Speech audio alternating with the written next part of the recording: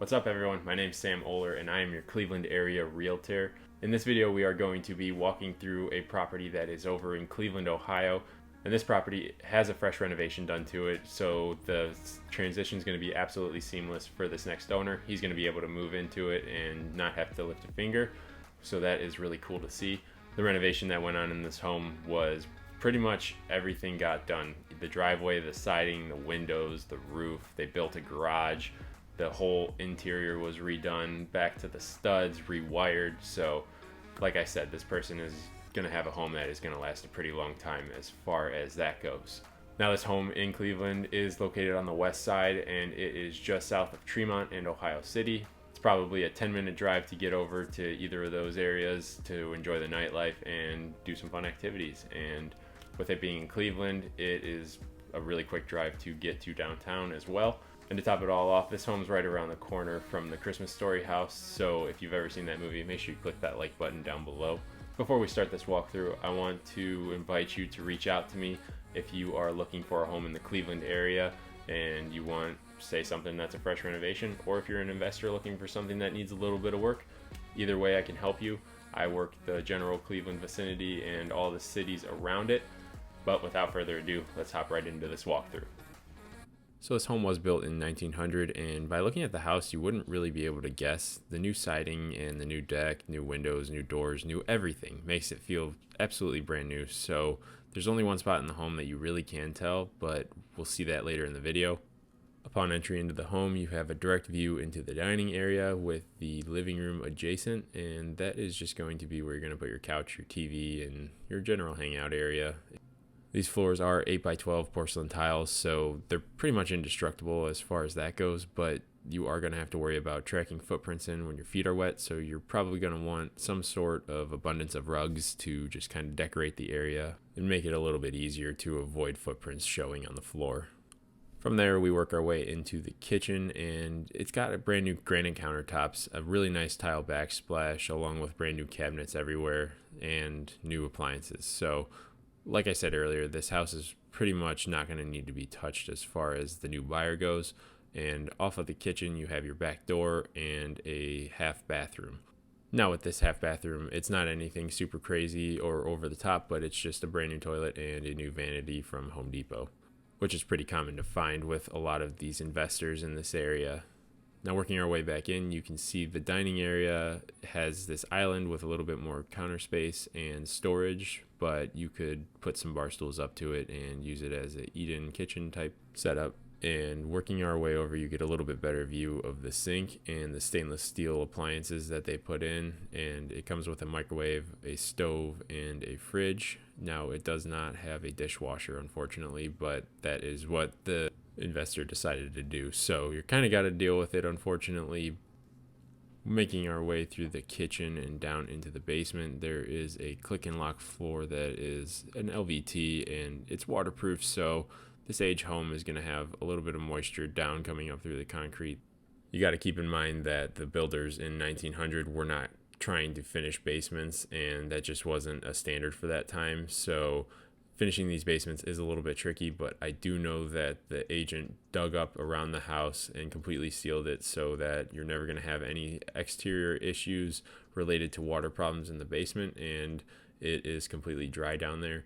But it's a pretty solid space as far as having some extra entertaining area, or if you wanted to have a roommate or something along the lines of that.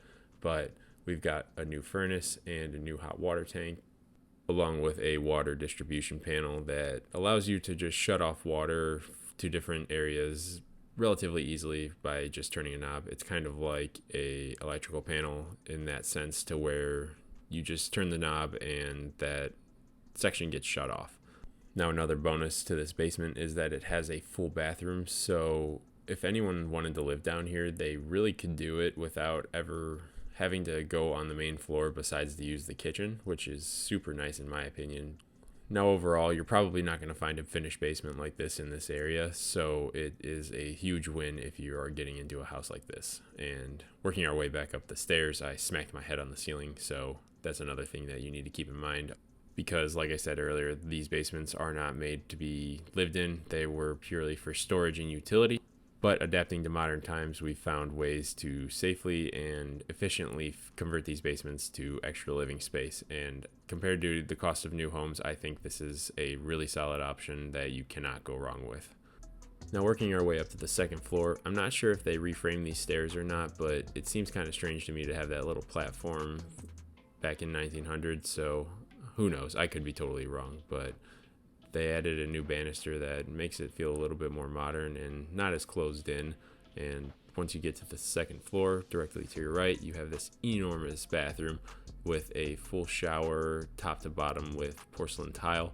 And the style that they chose was marble, and I think that was a solid option because if they did with real marble, that stuff stains real easy, so having that gloss porcelain is going to be so much easier to clean. Now, along with the shower, you also get a bathtub in this bathroom, which is super nice because you have options at that point and you get the nice setup of the stand-in shower without having to step over the bathtub. Now, working our way over into the bedrooms, you've got 3 to choose from on the second floor, and they're all about the same size. There's not really a true master bedroom, but they're all really solid options to choose from. Now, with everything being pretty much renovated in this house, the homeowner's not going to have to do any maintenance besides lawn care and getting the backyard planted. We will go take a look at that in just a second as soon as we check out the rest of these bedrooms. But the area that they're getting for the price that they got, they couldn't have really built a home for this price, so I think it was a better option than actually going in and building a new home and waiting that time for it to be built. Now, I know a lot of the builders in this area are really booked up, and with the volume that they're building at, they're pretty much booked a year out, and they're not even wanting to quote that because they can't promise that the house will be done in a year. And with all of this pandemic stuff that's happened in the last couple of years, everything is all messed up as far as scheduling goes because of all the hurdles that the builders ran into with all of the pricing jumps and all of the shutdown mandates that popped up throughout the last couple of years. Now, working our way back outside, you've got a brand new deck that leads to a 2-car garage along with a unfinished yard. So the homeowner is going to have to plant some seed, but that's simple enough as long as you keep on it. And that's something anyone can do with a little bit of help from YouTube by just typing in how to have the best lawn in your neighborhood. If you made it this far into the video, I want to say thank you. It shows that you might be interested in possibly buying a home in the Cleveland area. And if you decide to do so, I'd love to help you accomplish whatever goals you have.